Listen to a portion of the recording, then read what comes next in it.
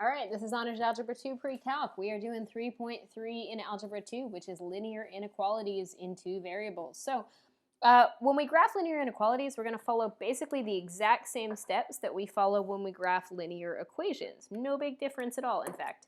The only two differences are that the inequality symbol is going to tell us two things. It's going to tell us if the line is solid or dotted, okay? So for instance, right, if you have all right, so if, for instance, you have y is greater than, right, so that would be a dotted line, right, so this is going to be dotted because it doesn't have an equal to, okay, and then because it's y is greater, if y is greater than when you solve for y, you shade above the line. So this is going to be a dotted line, and you're going to shade above,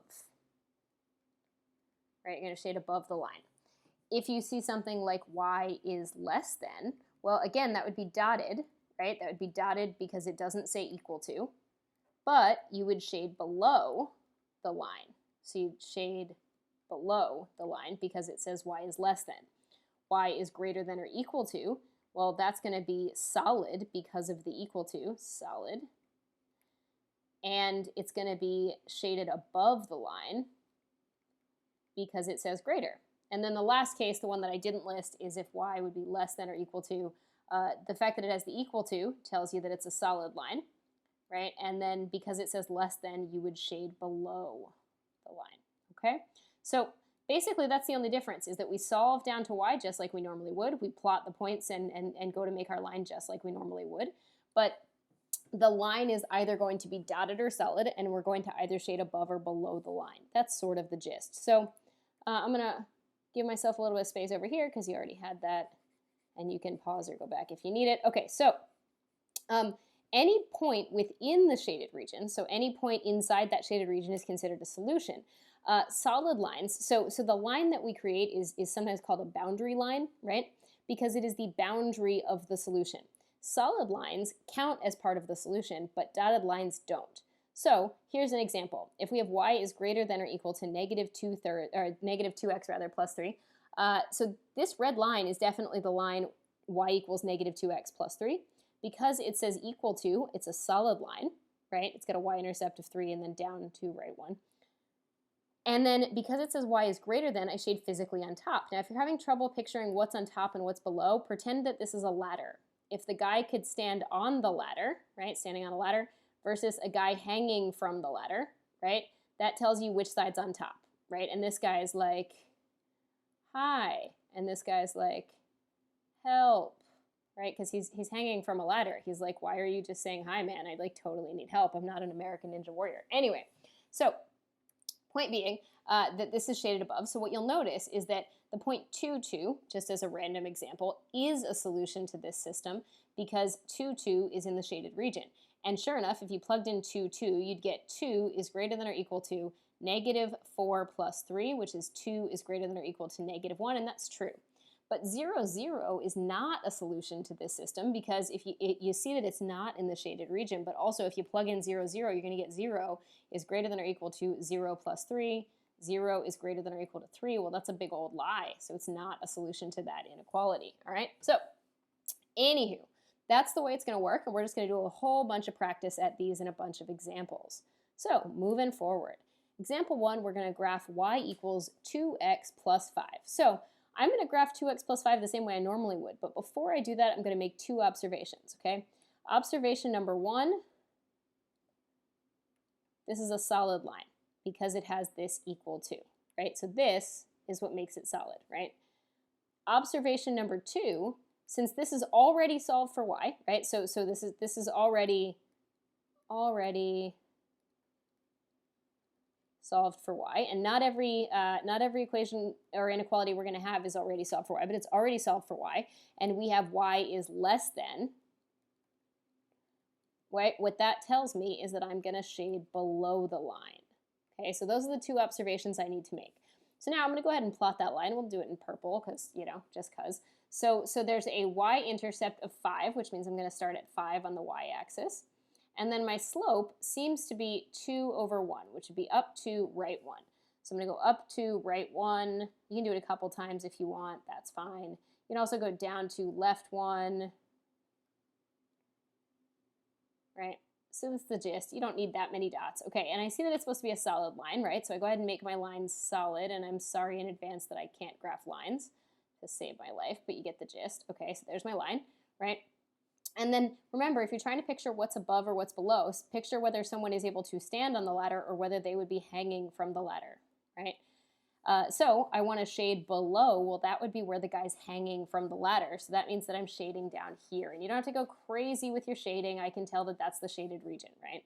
And maybe this guy's like, angry forest. I don't know, because I drew it in green, right? So like if I drew it in red, I would have called it fire or something, but I drew it in green. So angry forest. Anyway, so again, my purple line is not a perfect line, but I wanted a solid line and shade below, and there you have it. So we're going to go ahead and do a P1. Same idea, already solved for y. So go ahead and give this a try. You can pause me if you want. Okay, so what this piece of information tells me is solid and shade below, because it says y is less than, right? So I go ahead and I'll do this one in red, right? I go ahead and start at my y-intercept, which is this +1, right? And then since my slope is 3 over 2, that's up 3, right 2. So up 3, right 2.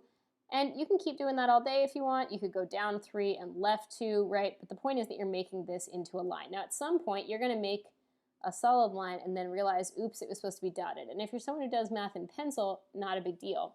But if you're somebody who does math in pen, you might need to just go over it with big obnoxious dots and be like, oops, I meant for that to be dotted. But that's not this line. So again, we're looking to shade below this, right? And if you're having trouble seeing where below is, right, you could put a little dude standing on the ladder, and you can put a guy hanging from the ladder. And since you're shading below, you're shading down here. And maybe this guy's like, oh my gosh, there's a shark. Rawr. I don't know, guys. That doesn't really look like a shark, but cool. I don't know. I was watching Finding Nemo earlier with the kids. So look, angry shark. Rawr. Okay. Anyway, so shaded below. There you have it. All right. E2, same thing, already solved for y, so not designed to be super stressful. So the first thing I'm going to do is look at this and say, okay, it's already solved for y. Number 1, this is a dotted line because it doesn't say equal to. And number 2, since it says y is greater, that means the y values are higher than, so I should shade above. So I have my y-intercept at -4. I have a slope of -3 over 1, which is down 3, right 1. So I'm going to start at -4, down 3, right 1, down 3, right 1, or I could go up 3, left 1. That would accomplish the same goal, right? And again, if you are not awesome at lines, that's fine. Now, I was about to go ahead and draw this line, and the first thing I realized is that without paying attention, I was going to draw a solid line. If you accidentally draw a solid line when you meant to draw a dotted line, then just go back and erase it. Ooh, that's terrible. Okay, I might even do it on purpose this time because it's really hard to draw a dotted line. Okay, so there's my solid line, but I know it's not supposed to be dotted or solid, so I go back and say, oops, it's supposed to be dotted. Now, I'm a math in pen person, right? Not specifically on this thing, but just in general. So if you're a math and pen person, you do this, or if your line doesn't look dotted and you know that it's supposed to, you can always just put an arrow and be like, hey, this is dotted. Sorry, I'm bad at drawing things. That's fine. I know I'm supposed to shade above this, right? So in this situation, again, if it's hard to see, the more vertical the line looks, like the steeper the slope is, the harder it is to see what's above and below, right? But this could be a guy standing on the ladder, this guy's hanging from the ladder, and you're shading above, so you're like, whoa! And maybe this is like a crazy explosion, and this guy's like, the burning. And this guy's like, nah, bro. Remember the shark? And he was like, you should have helped me, because maybe then I would help you with the burning, but nah. Anyway, so shade above, which I did. So there's your E2. P2, same situation. Go ahead and pause me if you want, right? So this y is less than tells me 2 things. Number 1, this is a dotted line. Number 2, I'm shading below. So I have a y-intercept of 2. I have a slope of 1, so I'm going to go up 1, right 1. Now, with a dotted line that has a slope of 1, it's almost just as easy to just go ahead and make all the dots, because that's pretty much going to make your line. Now, again, if you connect the dots and have to go back and erase, that's fine. If you write in pen and you have to make a note that says, oh, Hogan, I'm sorry, I drew it solid, but it was supposed to be dotted, that's okay too. So again, if you're trying to picture above or below, here's a guy standing on top of the curve, and here's a guy hanging from the curve, right? And you are shading below, so shading below will be down here. And again, you don't have to like, wear out your pencil shading. I get the gist. Okay, cool. Moving on. All right, so E3 is the first one where you actually have to do some work. Until I solve for y, I can't actually determine if this is a shade above or below situation. I can determine just from looking at this that this is a solid line because once there's an equal to, it'll always be there. But I need to solve for y before I do other stuff. So making judgment calls, right? So making conclusions about, right? So because sometimes when we end up dividing by a negative or multiplying by a negative, the direction of a sign changes. So I need to solve for y just in case. So sorry, is less than or equal to, come on brain, negative 5x plus 4, and then I divide everybody by 3, and it turns out the direction of the sign doesn't switch. So I get y is less than or equal to negative 5/3 x plus 4/3. Cool? So from this, I can now make some judgment calls. Number one, so this piece of information tells me two things. Number one, this is a solid line because of the equal to. Number two, I'm shading below, right? Because y is smaller than. So this is not super fun. This is a 1.3 repeating. You'll survive. You're not going to love it, but it's not the worst thing in the whole world. So when I go to put my dot here, it's like 1 1/3, right? And then my slope says down 5, right, 3. So I'm a little bit over the 1 mark. So down 1, right? So down 1, 2, 3, 4, 5, right? And then right 3. And that's about all I need to draw a good enough line. It's solid, so I'm just going to go ahead and draw my solid line. Again, it's not great, but you get the gist. So if ever you're terrible at drawing lines, because believe me, I get it, you can always label your points. In fact, you'll see in some later examples that I've labeled points because I'm like, yo, I'm terrible at this. And then I'm going to shade below, which would be the guy hanging from the curve. So that's down here. And that's my answer, right? Cool. Let's do a P3. So again, this one's not solved for y. So before you make any judgment calls, you need to solve for y. So I'm going to add the 2x over, and I get negative y is greater than a regular 2x. But when I divide by a negative 1, I have to flip the direction of the inequality sign. So I'm going to get y is less than negative 2x. Now that I've solved for y, I can recognize that this tells me two things. One, it's a dotted line. And two, I should be shading below. So my y-intercept is 0, and my slope is negative 2. So down to right 1, down to right 1, right? And again, you might just want to make a bunch of these dots since it's a dotted line because that'll do the job for you, right? So up to left 1, up to left 1, etc. Cool. So that's probably the easiest way to make my dotted line. And if you want to make it like little dots in between, if that's easier, you can. I also am aware that there is a program in this, like there is an option for a line in this drawing program. It's just not really worth it. So, and I'm shading below, right? And so that's going to be over here where the guy would be hanging from the ladder, right? Awesome. All right. Cool. So now you get to see my terrible graphs. So now we're going to say in E4, these are the last two, E4 and P4, before we stop this video, and then we'll do some other stuff in the next video for this section.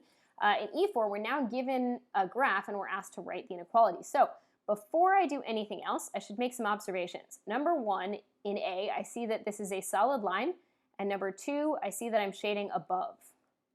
So those two judgments alone tell me that my inequality is y is greater than or equal to. Even if I don't know anything else about A, even if I can't figure out anything else, I can spot that. For the second part, I can write the equation of the line by using these 2 points. Now in this case, I did you the solid of giving you the y-intercept. I can see with my eyeballs that b is 3, right? And I can also see with my eyeballs that the slope is up 1, right 4. So my slope is up 1, right 4. So I get 1/4 x plus 3, and that's great. Now let's say you chose not to do it that way, right? Let's say you chose to do it in a slightly mathier option, like not just by visual observation or because I gave you a graph where you can't see the y-intercept. If you can't see b, your other option is to find the slope using the 2 points, right? So it would be 4 minus 3 over 4 minus 0, which is how I get 1/4. You could write your y minus the y value. I'm just going to pick the 4 for a sec to prove my point, equals m, x minus the x value, right? And then you could add the 4 over. So you could make this y equals 1/4 x minus 4 plus a 4. So I just want to point out that if you had this as an answer, 1/4 x minus 4 plus 4, or you had a 1/4 x minus 0 plus a 3, right? Those would both also be right answers, right? So like if you had used point slope in either of these cases, it would have also been completely right. But again, if you can see the intercept and the slope, then that's the one time that it's not really worth doing point slope. Okay, if we do B, again, the first thing I'm going to do is make some judgment calls based on this line and where the shading is. Number one, I know that this thing is dotted. And number two, I see that I'm shading below. So without knowing anything else, I know that I'm looking at y is less than. So this is y is less than, right? And again, I can see the intercept, and in this situation, I can see the slope with my eyeballs. It's a down 3, right, and a right 2. So I get negative 3/2 x plus 6, but you could also have done that in a point slope. Again, the only time that point slope is not the best option is if you can see the intercept and the slope with your eyeballs. Again, any of the point slope options would have been fine too. So if you'd also written it like this, if it was negative 3/2 x minus the x value, and then the y value gets added over, or if you had done it like this, x minus 2 with the 3 added over from the y side, that would also be right. Okay, last example, and then our last practice problem, and then we'll go on to the next video. So you're going to go ahead and try this. You can pause me if you want. I did label the points because I graphed like a child, and it's tragic. So the point here is negative 3, 0. This one's 0, 4. This is negative 1, 0, and 0, negative 2. Anyway, so I'm going to go ahead and walk through them. So I noticed that A is dotted and below. So just that information alone tells me I'm looking at y is less than, right? And then I see the y-intercept is 4, and I can see that the slope is definitely up 4, right 3. So I get that this is y is less than 4/3 x plus 4. Or if you did it using point slope, you would have gotten something like this, 4/3 x minus the x value, and then the 0 would get added over. Or y is less than 4/3 x minus 0 all plus a 4, right? Any of those are fine. So I would say that, again, in this instance, this is the easier answer. And then for B, I notice that this is solid, which means it's going to have an equal to and above. So just that information tells me that I'm looking at y is greater than or equal to, right? So I can see that my y-intercept is negative 2, and I can see the slope is down 2, right 1. So the slope is also negative 2, right? So y is greater than or equal to negative 2x minus 2 is the easiest way to write this, but you also could have used point slope. It would have been a negative 2x minus the x value and then add the y value over, or y is greater than or equal to a negative 2x minus the x value and then plus that negative 2, or minus a 2 if you prefer. Anyway, that's our first video in 3.3, and then we'll do another one in a sec with some different kinds of lines.